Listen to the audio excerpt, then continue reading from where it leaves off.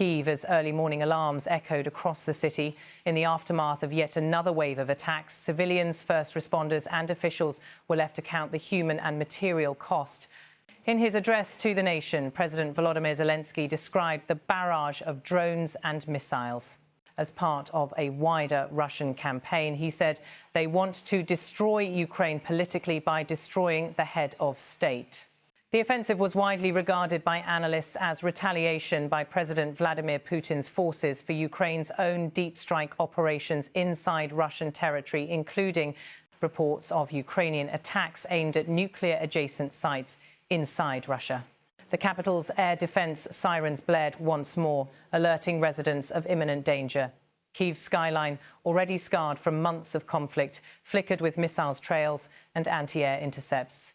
In one residential district, a multi-story apartment block collapsed after a ballistic missile strike. Emergency crews arrived amid fire, smoke and destruction. The president's office reported dozens of casualties. Local authorities confirmed that entire families were displaced and neighborhoods plunged into darkness as power lines and substations were incapacitated. President Zelensky said the only country in the world that attacks such sites, occupies nuclear power plants and wages war without any regard for the consequences is today's Russia. That allegation referenced previous incidents, notably the February 2025 drone strike that pierced the new safe confinement arch at the Chernobyl nuclear power plant. Although radiation levels did not rise, the shell structure was breached, heightening fears of a cascading disaster. Russian state media and Kremlin officials framed the onslaught as direct retaliation for Ukraine's long-range strikes that Moscow claims hit its own infrastructure and military logistics. President Putin, addressing his Security Council, warned that Russia would respond with more decision-making center strikes in Ukraine if Kyiv continued to target Russian territory. At the same time, Western defense analysts pointed to a pattern.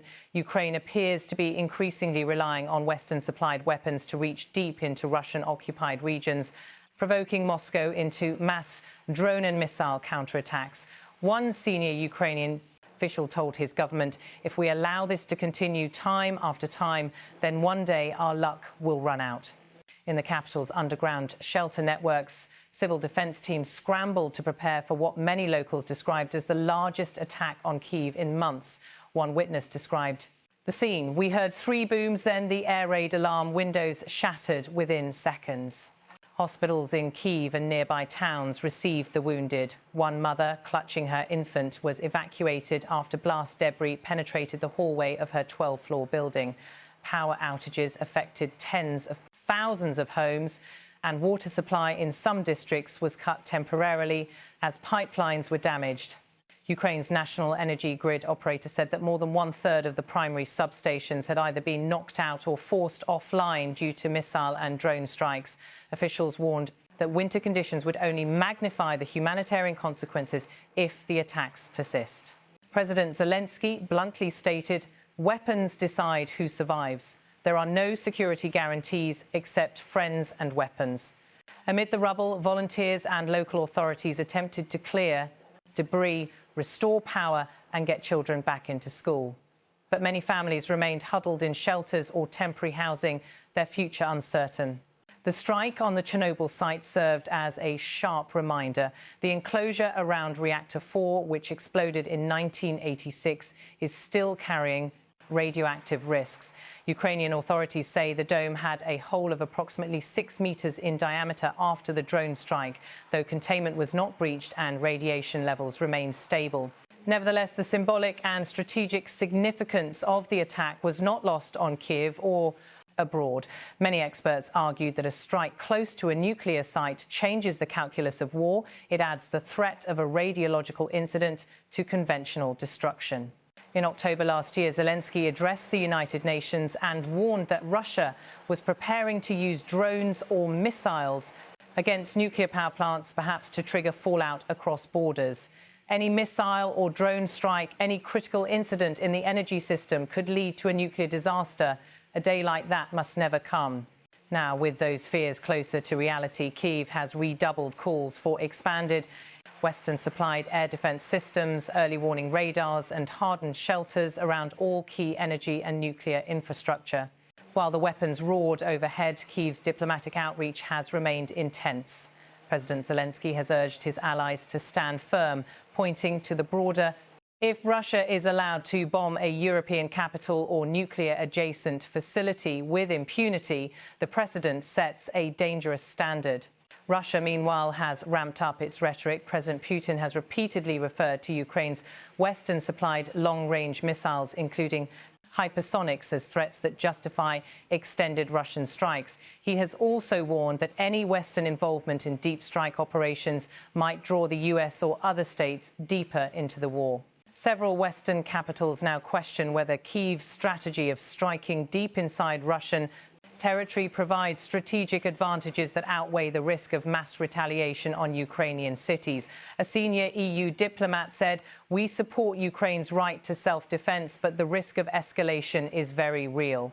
Back on the ground in Kyiv, daily life has become a juggling act between air raid alarms and attempts at normality. Children attend lessons in bunkers. Office workers arrive in shifts to avoid peak danger hours. Families queuing for water and bread in the dark, while knowing a siren could send them underground at any moment. Local civil administration data show that in the first half of 2025, more than 200 residents of the capital and surrounding region were killed in drone or missile-related incidents, and hundreds more injured. Thousands of apartments have been rendered uninhabitable. At one destroyed building site, a volunteer aid worker remarked last, "The air defense radar turned red 3 times. We heard impact in our basement. The dust is still settling." Despite the hardship, public sentiment in Ukraine remains remarkably resilient. Polls show President Zelensky continues to command broad support, especially given his consistent presence in Kyiv and his daily addresses to the nation.